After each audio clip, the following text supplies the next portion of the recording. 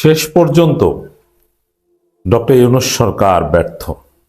ইতিহাস ডক্টর ইউনূসকে ক্ষমা করবে না। দর্শক, ইউনূস সরকার রক্তের উপর দাঁড়িয়ে, শহীদদের উপর দাঁড়িয়ে কায়েমকৃত একটা সরকার। তাদের উপর অনেক প্রত্যাশা ছিল, বিশেষ করে সংস্কারের প্রত্যাশা ছিল জনগণের, যে সরকার সংস্কার করে দিয়ে যাবে। সংস্কার নিয়ে অনেক কোটি কোটি টাকাও খরচ করেছে। সংস্কার কমিশন, জুলাই সনদ, ঐকমত্য কমিশন, অনেক কিছুই করেছে। But at the end of the day ফলাফল কিন্তু জিরো। হ্যাঁ, গণভোটও হয়েছে, গণভোটে হাও জয়যুক্ত হয়েছে, কিন্তু দেখেন ফলাফল টেম্পারিং, এটাকে সাপোর্ট দিয়ে ডক্টর ইউনূস এটার বিরুদ্ধে কোনো ব্যবস্থা নিতে পারেননি। সংসদে যে অসমতা তৈরি করে দিয়েছেন, যার ফলে ডক্টর ইউনূসের সফলতা ব্যর্থতার মূল মানদণ্ড জুলাই সনদ বাস্তবায়ন। জুলাই সনদ বাস্তবায়িত হলে ডক্টর ইউনূসকে সফল বলা যেত, এবং নির্বাচনটা সুষ্ঠু হলে। এই দুই জায়গায় হচ্ছে তার সফলতা ব্যর্থতার মৌলিকত্ব। কিন্তু নির্বাচনটা সুষ্ঠু করতে পারলেন না। দেখেন, বিএনপি জামাতের মধ্যে ভোটের পার্সেন্টেজ হচ্ছে মাত্র 2.7%। মানে বিএনপি জামাত প্রায় সমান সমান ভোট পেয়েছে। সেখানে সংসদের আসনের পার্থক্য কতগুলো দেখছেন? হওয়ার কথা ছিল যে 135 আসন জামাত পাবে, বাকিগুলো বিএনপি পাবে, এবং বিএনপি অল্প ব্যবধানে সরকার গঠন করবে। তাহলে সংসদটা একদম কার্যকর সংসদ হতো, উল্টাপাল্টা কিছু করতে পারতো না, এবং জুলাই সনদ বাস্তবায়ন করতে বাধ্য হতো। কিন্তু এখন যে পরিমাণ নিরঙ্কুশ সংখ্যাগরিষ্ঠতা বিএনপি পেয়েছে, যেখানে ভোটের ব্যবধান অত্যন্ত কম, মাত্র 2.7% ভোট বেশি পেয়েছে বিএনপি। জামাত ইতিহাসের সেরা ফলাফল করেছে, প্রায় 43.9% মানুষ জামাতকে ভোট দিয়েছে। এটা অবিস্মরণীয়, অবাক করা। ভোটের হার ঠিক আছে এবং এটাই সঠিক, কিন্তু ওই যে ফলাফল পাল্টে দেওয়া হয়েছে, অল্প ব্যবধানে জামাতকে 53 জায়গায় হারিয়ে দেওয়া হয়েছে, এবং আরো 53টা সিট জামাত বেশি পেত। তো সেখানে এই যে ভোটের ফলাফল নিয়ে টেম্পারিং, এটা হচ্ছে আসল ব্যর্থতা, এবং এর ফলে সংসদে যে অসমতা তৈরি হয়েছে, তার ফলে জুলাই সনদ বাস্তবায়ন হবে না। কিসের গণভোট? তবে হ্যাঁ, এটা ঠিক যে জুলাই সনদ বাস্তবায়ন এবং গণভোটের রায় কার্যকর করতে জনগণ রাজপথে থাকবে, আমরা থাকব। বিএনপিকে এক বিন্দু পরিমাণ ছাড় দেওয়া হবে না। অতি দ্রুত সময়ের মধ্যে এটা করতে বাধ্য করা হবে, কিন্তু তারা করতে চাইবে না, এটা অনিশ্চয়তা থেকে যায়। তো এটাই তো ব্যর্থতা, যে আমরা আমাদের রাজপথে আন্দোলন করে ঘাট ধরে বিএনপিকে বাধ্য করতে হবে কেন? ইউনূস সরকার এটা নিশ্চিত করে যেতে পারত, এট এনি হাউ, বাট তারা সেটা পারেনি। তো এই যে এখন জুলাই সনদ গণভোটে হা পাস করার পর, এবং গণভোট নিয়ে অনেক প্রশ্ন আছে, এটাও তো একটা ব্যর্থতা। কোথাও কোথাও বিজনেস স্ট্যান্ডার্ডের রিপোর্ট দেখলাম 244% কাস্ট হয়েছে গণভোট। এর মানে গণভোটে জালিয়াতি হয়েছে গণভোট পাস করাতে। আর বিএনপির লোকজন গণভোটে হা দিয়েছে, না দিয়েছে না, বেশিরভাগই না ভোট দিয়েছে। যাই দেখ, হা জিতেছে এটাই সঠিক। তবে হা জিতাতে কারচুপি করেছেন আপনি, অনেকে এত কারচুপির প্রমাণ পাওয়া গেছে, এটা কেন করেছেন? এটি তো ব্যর্থতা। হোয়াটএভার, শুধু জুলাই সনদে যতটুকু সংস্কারের বিষয়ে একমত হয়েছে, যেটা সাইন্ড হয়েছে, ওইটাও যদি বাস্তবায়ন করতে পারত ইউনূস, তাহলে ইউনূসকে সত্যিকার অর্থে মানুষ মনে রাখতো। কিন্তু নির্বাচনের দিন সন্ধ্যা পর্যন্ত ইউনূসের নাম ইতিহাসের পাতায় স্বর্ণাক্ষরে লেখা থাকবে, কথা আমরা বলেছি। কিন্তু ফলাফল টেম্পারিং এর পর ইউনূস এতদিনের যে অর্জন ছিল, হ্যাঁ এতদিন অনেক ভালো ছিল, মানুষ মন খুলে সমালোচনা করেছে, স্বাধীনতা করেছে, স্বাধীনতা উপভোগ করেছে, কারোর মধ্যে কোনো ভয় ছিল না, এটা বিরল। কিন্তু সব অর্জনগুলো ম্লান হয়ে গিয়েছে, এবং মানুষ বলছে যে ইউনূস শেষে এই কাজটা না করলেও পারতেন। এখন এটা কি পুরোপুরি ইউনূসের ব্যর্থতা? না, এখানে ইউনূসকেও ব্যর্থ করে দেওয়া হয়েছে ডিপ স্টেট, বা অনেকে ইউনূসের কথা তো শুনতে চাননি। ইউনূসের কমান্ড অনেক জায়গায় কার্যকর ছিল না। আরে ভাই, আপনার কমান্ড কার্যকর না, তাহলে এই অবস্থায় আপনি নির্বাচন দিচ্ছেন কেন? আপনি নির্বাচন সুষ্ঠু করতে পারবেন না, ফলাফলটা সুষ্ঠুভাবে উঠাতে পারবেন না, আপনি এইভাবে নির্বাচন দিয়েছেন কেন? আপনি চলে যেতেন, যে না আমি আর পারছি না, জনগণকে জানাতেন, জনগণ অ্যাকশন নিত। তো দর্শক, জুলাই সনদ বাস্তবায়নে জটিলতার আশঙ্কা। আর এই যে জটিলতার আশঙ্কা, এটাই হচ্ছে বিএনপির ব্যর্থতার, ডক্টর ইউনূসের ব্যর্থতা, মূল ব্যর্থতা। নির্বাচনটা সুষ্ঠু করে দিতে পারেন না। ভোট সুষ্ঠু হয়েছে কিন্তু ফলাফলটা সুষ্ঠু হয়নি। 2.5% ভোটের ব্যবধান, অথচ সিটের পার্থক্য কত। এই জন্য দেখেন, পিআর সিস্টেম, এটা গণতন্ত্রের নামে একটা প্রতারণা। পিআর সিস্টেম হওয়া উচিত ছিল। এই যে first post the post system, এটা কি ভাই? জামাত ভোট পেয়েছে 43.9%, মানে 44%, আর বিএনপি ভোট পেয়েছে 46%। তো সেই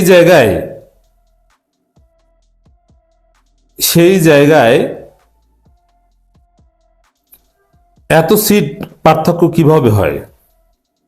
এটা কি কোনো সুষ্ঠু গণতন্ত্র? এটা টেম্পারিং করে সম্ভব হয়েছে, কিন্তু যদি পিআর সিস্টেম থাকতো এরকম করা যেত না। তবে হ্যাঁ, জামাতের ভবিষ্যৎ উজ্জ্বল। এত ভোট পেয়েছে 43%, সামনে 44%, সামনে অনেক ভালো করবে। জনমত ঘুরে যাবে খুব শীঘ্রই। বিএনপির প্রতি মানুষ অলরেডি ক্ষুব্ধ হয়ে উঠছে, বুঝবে মজা। সামনে স্থানীয় সরকার নির্বাচন শুরু হোক, এত সোজা না। নির্বাচনে কারচুপি করবেন, পিঠের চামড়া থাকবে না, কোনো কারচুপি করতে পারবেন না, কারচুপি করে বাঁচতে পারবেন না। পুরোপুরি জুলাই সনদ এই কথা কিন্তু বলছে না।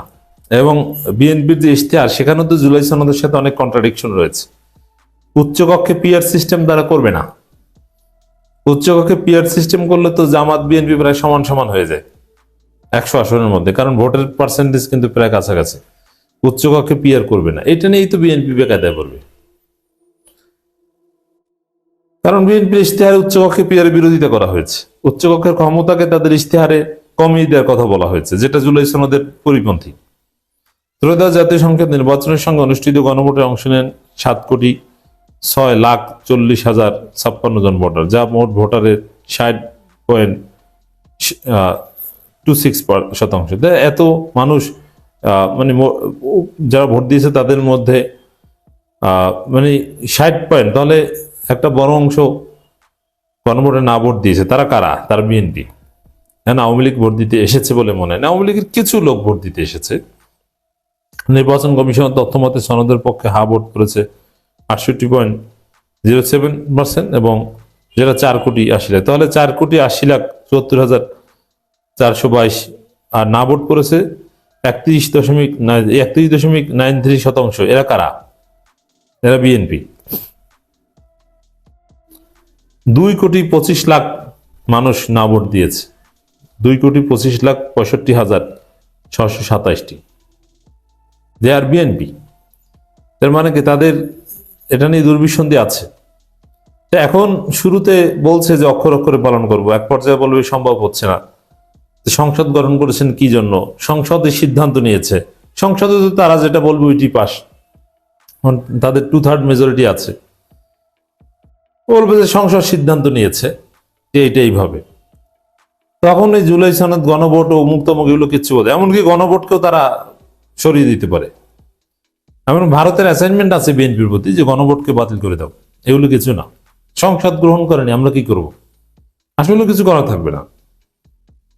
আর গণভোট, এই জুলাই সনদ, এগুলো ব্যর্থ হওয়া মানে ইউনূস পুরোপুরি ব্যর্থ হওয়া। তারেক জিয়া ক্ষমতা গ্রহণের সাথে সাথে দেশে একটা বিশৃঙ্খলা ঘটতে পারে। তবে হ্যাঁ, জামাত কোঅপারেট করছে। জামাতের সক্ষমতার ফলে, শিবিরের সহযোগিতার ফলে, এনসিপির কোঅপারেশনের ফলে হয়তোবা পরিস্থিতি উন্নতি হতে পারে, কিন্তু স্বাভাবিক যা দেখছি অঘটন ঘটতে পারে। এটা একটা অশনি সংকেত এবং আমরা সতর্ক করে দিচ্ছি। দর্শক, এখানে সেনাপ্রধানের একটা ঘোষণায় এই শঙ্কা তৈরি হয়েছে। দেখেন, হ্যাঁ, এটা আমি বিশ্বাস করি এবং ইটস ট্রু। সবাইকে বিশ্বাস করতে হবে যে এদেশে আওয়ামী লীগ নাই মানে এটা একটা সুন্দর বাংলাদেশ। বাংলাদেশের সমস্যার সমাধান 80% হয়ে গেছে আওয়ামী লীগ না থাকার কারণে। আপনি চিন্তা করেন, আওয়ামী লীগ এখন থাকলে কি একটা অবস্থা হতো। আর আওয়ামী লীগ থাকা অবস্থায় জামাত, শিবির, বিরোধী মতের কতটা কি কঠিন অবস্থা ছিল। আপনারা সবাই যে হত্যাযোগ্য, মন খুলে কেউ কথা বলতে পারতেন না। আর এখন আপনারা রাজনীতি করেছেন, এমপি হয়েছেন প্রায় 80 জন, সংরক্ষিত এবং উচ্চ উচ্চকক্ষ মিলে আপনাদের অনেক 150 প্লাস এমপি হবে, এটা বিরাট কিছু। এটা আওয়ামী লীগ না থাকার কারণে হয়েছে। এবং বিএনপির লোকজন শুধু বিএনপির মাধ্যমে হত্যাকাণ্ডের শিকার। আওয়ামী লীগ থাকলে বুঝতেন কত ধানে কত চাল। এই যে ইচ্ছা মতো চান্দাবাজি করেন, আওয়ামী লীগ থাকলে আপনারা এর অর্ধেকও খেতে পারতেন না, ভাগ দেয়া লাগতো। আওয়ামী লীগ নাই মানে সবার 80% সমস্যা সমাধান হয়ে গেছে। কিন্তু তারপরে বিএনপির লোকজন দেখেন, এখানে আমি এখন তারেক রহমানকে ধন্যবাদ দিব, কারণ তিনি স্ট্রিক্ট হয়েছেন এবং বিএনপির একদম প্রত্যেকটা ইউনিটের কাছে বার্তা পৌঁছে দিয়েছেন যে ব্যবস্থা নিতে হবে। জামাত, এনসিপি বা এগুলোর উপর অন্যায়ভাবে যদি কেউ হাত দেয় তাদের কাউকে ছাড় দেওয়া যাবে না, সাংগঠনিক ব্যবস্থা নিতে হবে এবং শপথ গ্রহণ করার পর থেকে নাকি পুলিশ ধরে নেবে, যারা জামাত শিবিরের উপর হামলা করছে তাদেরকে পুলিশ ধরে নেবে। এটা তারেক রহমান আশ্বাস দিয়েছেন। হ্যাঁ, এটা একটা সুখবর। কিন্তু বিএনপির দেখেন, এখানে বিএনপি অধিকাংশ ভোট পেয়ে ক্ষমতা এসেছে, ইটস ট্রু। কিন্তু শিক্ষিত, মার্জিত এবং উচ্চশিক্ষিত তরুণ ভোটাররা কিন্তু অ্যাবসলিউটলি পেয়েছে জামাত, এনসিপি। বাংলাদেশের অধিকাংশ মানুষ, একটা বিরাট অংশ জনগোষ্ঠীর প্রান্তিক, যারা লেখাপড়া করে না বা জানে না, অশিক্ষিত, একদম অতি সাধারণ কৃষক, শ্রমিক, এই শ্রেণীটার সমর্থনে বিএনপি এগিয়ে গেছে এবং আওয়ামী লীগের সমর্থনে এগিয়ে গেছে। ওভারঅল বিএনপির শক্তি কিন্তু জামাতের চাইতে 1% হলেও কম, এটা আপনাকে বিশ্বাস করতে হবে। এখন এই যে বিএনপির ভোটারদের একটা অংশ আওয়ামী লীগ, আবার একটা অংশ একদম অশিক্ষিত। হ্যাঁ, তাদের এজেন্সিকে আমরা রেসপেক্ট করি, অশিক্ষিত শিক্ষিত সবার ভোটের মূল্য সমান। কিন্তু ওই যে যারা রাজনীতি করে, আপনি যদি গ্রামে দেখেন বিএনপি করে কারা, বিভিন্ন জায়গায় মাস্তানি করে কারা, দেখবেন যে এদের কোনো শিক্ষা নেই, একদম আন্ডার মেট্রিক, এবং গাজার ব্যবসা করে, ইয়াবার ব্যবসা করে, একদম এক নিকৃষ্ট পর্যায়ে। এই লোকগুলো, এরা তারেক রহমানের কল্যাণ বোঝে না। এটা বিএনপির সাংগঠনিক স্বার্থ, বিএনপির ইমেজ, বিএনপির ভালো, যে তারেক জেগে দেশে থাকতে হবে, দেশ চালাতে হবে, মেয়াদ পূর্ণ করতে হবে, দেশের উন্নয়ন করতে হবে, এই সব কনসার্ন তাদের মধ্যে নাই। কারণ তারা তো অশিক্ষিত, মাদক ব্যবসায়ী। এরা হচ্ছে বিএনপির এখন লোকাল পর্যায়ের নেতা। এই জন্যে এরা তারেক রহমানের কথা তো শুনবে না, এরা বিশৃঙ্খলা করবেই। এখন এদেরকে তারেক রহমান এদের বিরুদ্ধে ব্যবস্থা নিতে বাধ্য হবেন, এদেরকে পুলিশ দিয়ে ধরাবেন, এমনকি প্রয়োজন হতে পারে অপারেশন স্ক্রিন হার্ট টাইপের একটা অপারেশন চালানো, সব অপরাধীদের নির্মূল করাবে, কোনো চান্দাবাজ, ধান্দাবাজ, মাদক ব্যবসায়ী থাকবে না। বিএনপি, আমি তো চিনি, দেশের বিভিন্ন জায়গায় চিনি যে মাদক ব্যবসায়ীরা সব বিএনপি করে। আরে ভাই, আপনার মাদক ব্যবসা তারেক রহমান ছুটেই দেবে, আপনি ওয়েট করেন। জাস্ট আমি দায়িত্ব নিয়ে বলছি, তারেক রহমান সরকার আপনার মাদক ব্যবসা পিছন থেকে ঢুকিয়ে দিবে। আপনি পারবেন না এটা করতে, আপনার ছাত্রগিরি চলবে না। এই জায়গায় যেহেতু বিএনপির, আওয়ামী লীগের নেতৃত্বের একটা বড় অংশ ছিল শিক্ষিত, অতএব শিক্ষিত লোক দলের স্বার্থ, শেখ হাসিনার স্বার্থ এটা বুঝতো, অনেকে নিজেকে নিয়ন্ত্রণ করতে পারত। আর জামাতের, এনসিপি সবাই শিক্ষিত, উচ্চশিক্ষিত।